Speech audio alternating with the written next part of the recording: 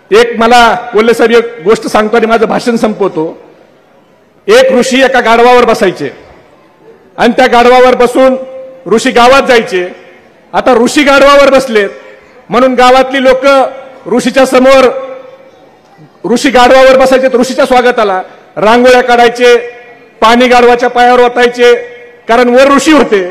पण त्या गाढवाला नंतर नंतर असं वाटायला लागलं की हा जो सगळा स्वागत होतोय, जे सन्मान होतोय, हा सगळा माझाच होतोय, माझ्यामुळे ऋषीला किंमत आहे आणि मी ऋषीला घेऊन फिरतोय म्हणून लोक माझ्या स्वागताला येतात. असा गर्व त्या गाढवाला हळूहळू व्हायला लागतो. आणि मग एक दिवस ते गाढव ऋषीला सोडून देतं आणि स्वतःच गावात फेरी मारायला निघतं. आणि ज्यावेळेला गाढव एकटंच फेरी मारायला निघतं त्यावेळेला गावात कुत्रं देखील त्या गाढवाला विचारत नाही. आणि मग गाढवाला कळतं की ही किंमत आपली नाही, ही ऋषीची आहे. मग त्या गाढवाला गावातला उकांडा शोधायची वेळ येते. तसं लोकसभेनंतर बऱ्याच गाढवाचं झालंय.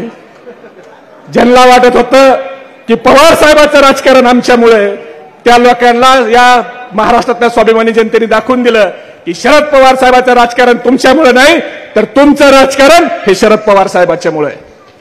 बोलण्यासारखं भरपूर आहे, पण सचिनराव सध्या लय त्रास दिलाय.